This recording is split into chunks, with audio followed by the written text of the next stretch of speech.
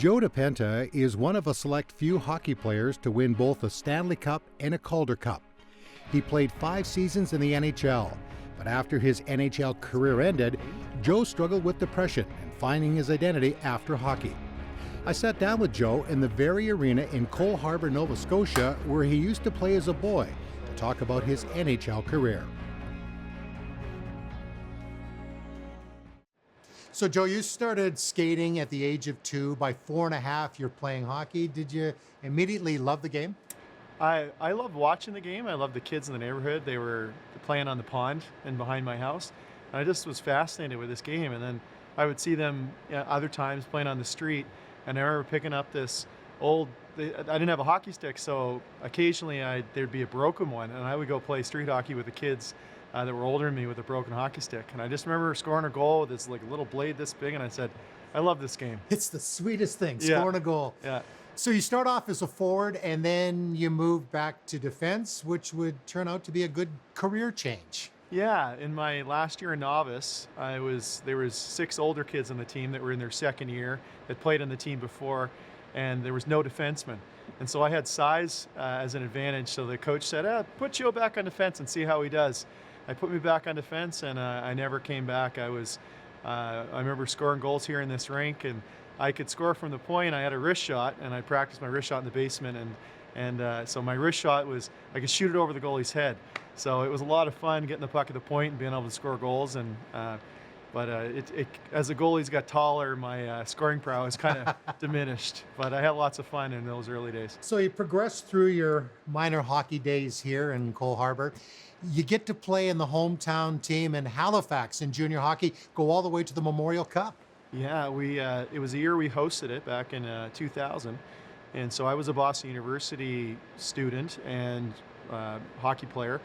And they wooed me to come back for my was going to be my junior year of university, and I thought, well, what an opportunity to play in my hometown, live back home for a year, and then hopefully go off and play pro, and have this as a launching pad. And so I came back to play for the Mooseheads, had the hometown fans, and there was a lot of pressure because there was big expectations. But our season ended a little sooner than we wanted. We lost in the second round of the playoffs. We fired our coach. And then we had 50 days in between games where we played our first game in the Memorial Cup. Nobody gave us a chance. We went into that first game and won our first 2 games. And the city's now on fire for us and thinking, we might win the Memorial Cup. We fell a little short in the semifinals. Rimouski Oceanic went on to win with the team. They had Brad Richards, and they had an amazing team. They actually defeated us in the playoffs as well, in the Quebec League playoffs. But to lose your head coach and promote your assistant coach and to have 50 days in between and actually pull off 2 wins, we were pretty proud of ourselves. So you go back to Boston University, and then before that you were drafted into the NHL by Florida, 61st overall. That must have been exciting for you and your family. It was, yeah. Like my dream was to play in the NHL, and I remember showing up at the draft and just seeing all of the, stars they were in now in the front office jobs or coaches or general managers, people I had looked up to as a kid. And so it was very surreal. It was a long wait to be 61st overall. It was more than a few hours.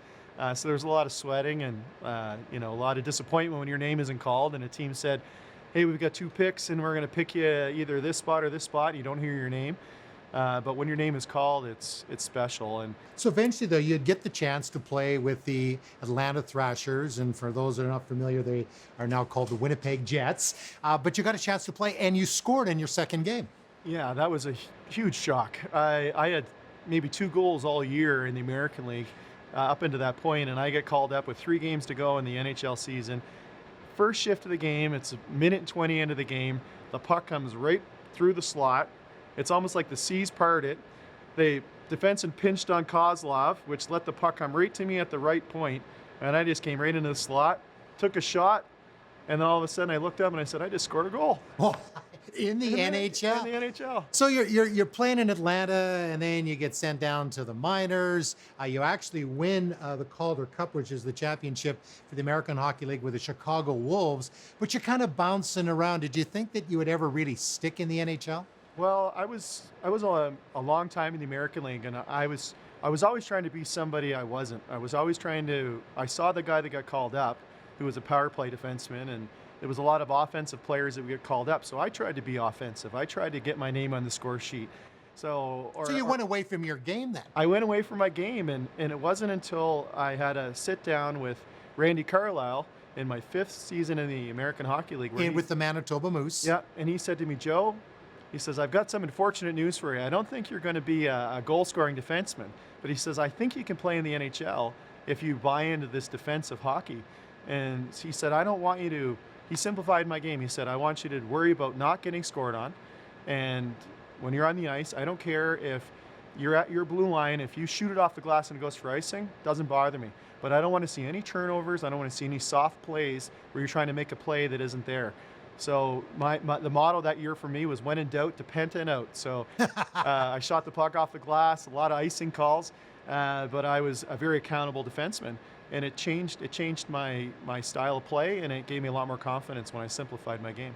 Now, going to Winnipeg, you meet Randy Carlyle. He was a great NHL player and also a great NHL coach.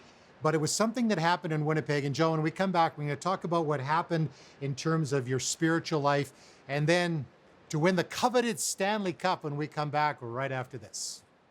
Former NHL player Joe Dipenta is my guest. We're talking about hockey and spiritual life. Now, before we get into that big moment when you won the Stanley Cup, something even more important happened. You were in Winnipeg.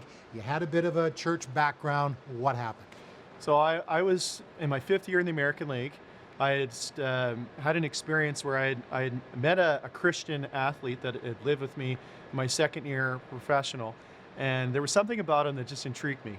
And I had always thought of myself as a Christian, but not practicing necessarily, and I didn't really understand what a relationship with Jesus meant. So it's more religion, and you just went to church once in a while. Exactly. And so when I met James, and there was something about James that was different, and I was intrigued. So that stuck with me, and I had another teammate, a different teammate that I had played with, who had become a born-again Christian, and he had I explored what that was like for him. And then it was, now I'm in my 5th year in the American League. I'm going to chapel, sort of regularly. I'm intrigued by this, and just things aren't working the way I'd like them to. And I got to a point where I just said, you know what? I've heard of saying this prayer. I'm gonna try this out. And so I was by myself, and I said, Jesus, I want you to come into my heart, and I want to turn my life over to you. And things started to change. Was it an immediate change, Joe? Did you just feel different? I felt different, and I felt different, and I would say it was over the next couple of months where I was really passionate about trying to read about, I remember buying The Case for Christ. So I believe in my heart, but I want to believe with my mind, because Joe Lee Strobel. Yeah, and I want to know with my mind that Jesus really is the Son of God. There's proof for this. And it was after reading that book, it was at Ducks training camp a few months later, that I finished that book, and I said, you know what, it is absolutely true, and I can defend this when people challenge me. So now we're in Winnipeg. You make a decision to follow Jesus. As I mentioned, Randy Carlyle is the coach of the Manitoba Moose, Vancouver's farm team. You are offered a contract in the Canucks organization, but you turn it down. Yeah, so it was a few days before July 1st. I think it was the day before. And I was with my dad playing golf here locally, and I get a phone call from my agent, and he said, I got some good news. Vancouver wants to offer you a 2-year contract. It's a 2-way contract in the American League. They like you a lot, but they said if you don't sign this contract, there will be no contract tomorrow as of July 1st. Gun at the head kind of thing. Gun to the head, and I played a few more holes with my dad, and I said, I want to think about it. And I remember my dad turning to me, and he says, you know what? They waited this long to call you on purpose. He says, maybe you should pass. So we decided to pass, and a few days after that, Randy Carlyle, there was a press conference where he was announced as the new head coach of the Anaheim Ducks. And it was his first NHL coaching job. And I thought, oh, that's interesting. Good for Randy. The next day my phone rang, and it was from Bob Murray, who was the assistant general manager, and he said, we really liked you last year in Vancouver. Brian Burke was now the GM in Anaheim. We think you have a shot to make the team. Would you consider signing in Anaheim? And I said, sounds good to me. You didn't have a whole bunch of offers, right? I didn't have a lot of offers throughout my career, so I never turned down a contract before. So having turned down a contract, I was pretty nervous, and then having them call, it was God was looking out for me. And not only do you play with the Anaheim Mighty Ducks or the Ducks, you win a Stanley Cup. What was that like, Joe? Well, it was something I never thought would happen. I always aspired to play in the NHL, but I never thought I would ever get to hoist the Stanley Cup. And at the beginning of that season, the Hockey News had picked the Anaheim Ducks as the team of destiny. And so at the start of the year, Brian Burke, who was a general manager, came into our dressing room and he said, he always addressed the team once during the year, and it was at the beginning of the season. He came in with the Hockey News. We thought, oh, this is going to be good. So he said, boys, he says, did you guys see this? He says, we're the team of destiny. And he said, guess how many teams over the last 8 years the Hockey News have picked correctly to win the Stanley Cup? He says, they're 0 for 8. So we thought, okay. So we, as a joke for the rest of the year, we called ourselves the team of destiny. And but we were the first out of the last 8 years where they were actually correct. So you have 3 years down in California, and then you start to bounce around a little bit. How did your faith come into that, Joe? Because you've had this high of winning the Stanley Cup, and now you just not floundering, but you weren't getting that chance to to continue to play in the world's best league. It was difficult, when things don't go your way. It's easy to blame God or to blame, well, I'm working hard. Why aren't things happening?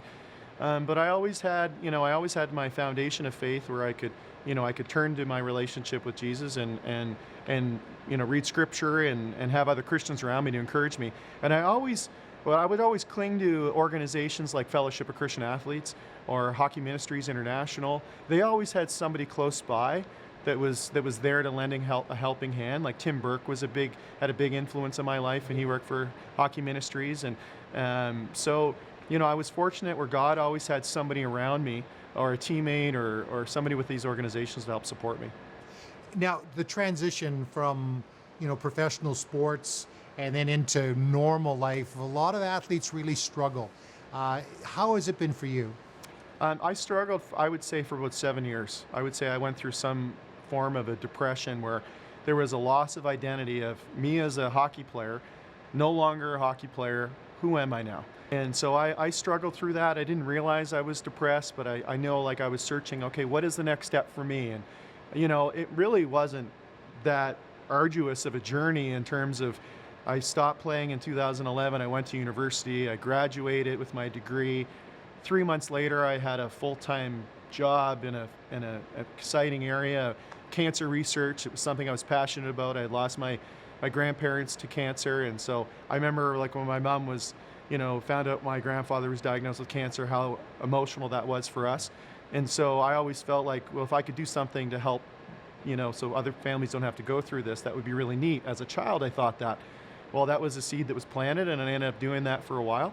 But so, I worked for a great organization, Leukemia Lymphoma Society, for 6 years, and then I got called into what I'm doing now, which is full-time ministry with Divine Renovation Ministry, and I'm in charge of fundraising for this organization. That's what I did to the last organization. So it's, it hasn't been that arduous of a journey, but I think mentally, emotionally, it's been hard to say, am I a hockey player still? And can I watch the game of hockey without feeling this longing? And I think it took 7 years for me finally to now 8th, 9th year where I love the game again. I play it on Fridays, and I was a hockey player once where I was a full pro player, but now I'm a dad. I'm full-time ministry, and it doesn't have to define me anymore that I was just a hockey player.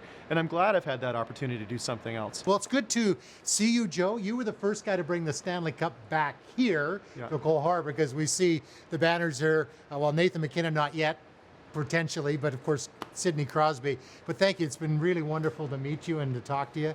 Hey, if you were going through something like depression, I think we all have those times when we struggle. We just need somebody to talk to, somebody to pray with us. Please know that we have amazing people that would love to pray with you. Give us a call, 1-866-273-4444. They will pray with you. They will encourage you. All of us need encouragement.